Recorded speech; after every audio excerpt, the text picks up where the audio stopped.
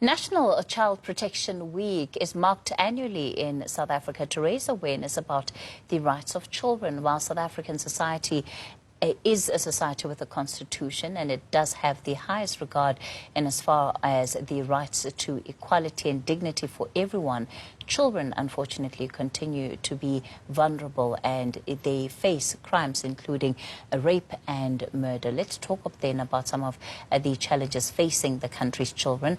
The Save the Children CEO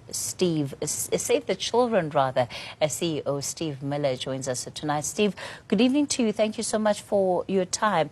You know, one of the biggest concerns is that we live, as I was saying earlier, in a country that really ensures the protection of the rights of children.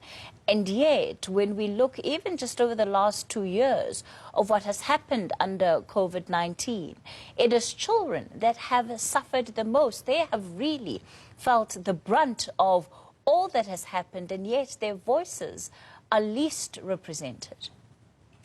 Yes, no, you're entirely correct. This week, Child Protection Week, is about raising awareness of these rights, and they're very much enshrined in international commitments that we've made as a country, whether it's the United Nations Convention on the Rights of the Child or the African Charter on the Rights and the Welfare of the Child, our own Constitution and our Children's Act.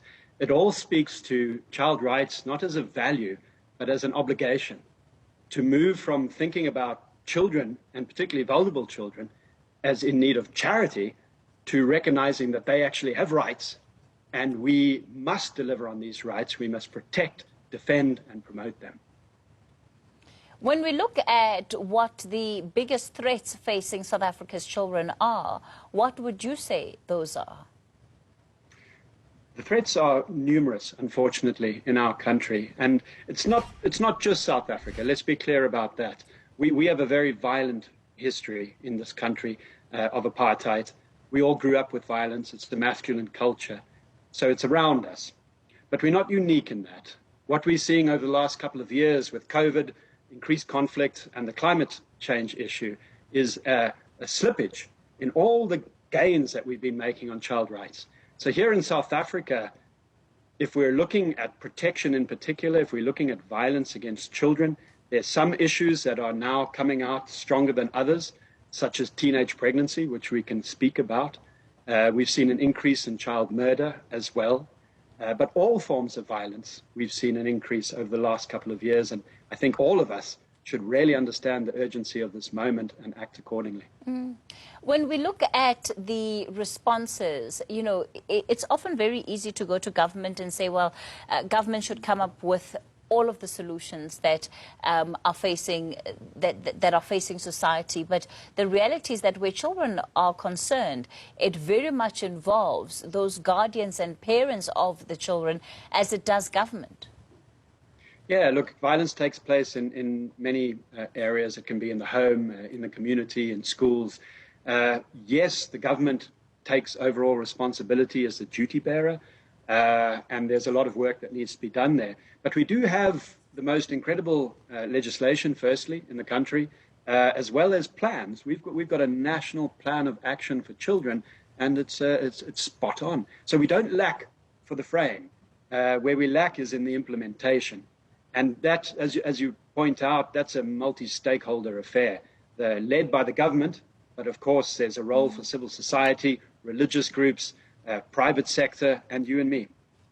One of the things, of course, that we saw in the height of the pandemic was the issue around the school nutritional feeding scheme. And, you know, there was a big court case over whether or not something like that should be continued.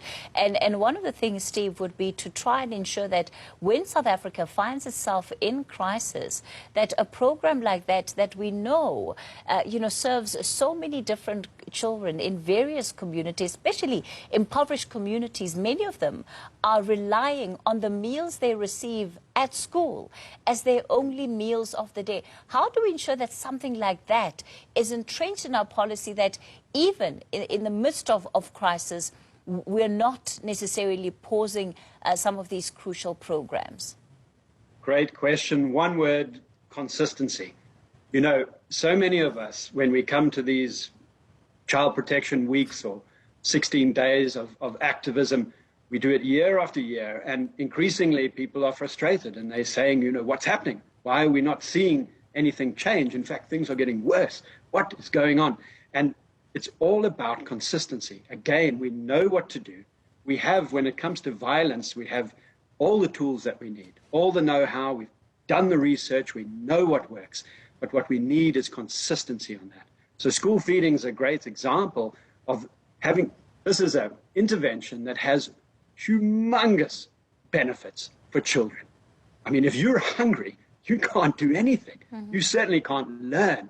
You know, this has to happen. We have to recognize that we live in the most unequal society in the world, and something like this has to be absolutely entrenched in what we do. And when we have a pandemic like we did now that took everybody by surprise, we need to continue through thick and thin.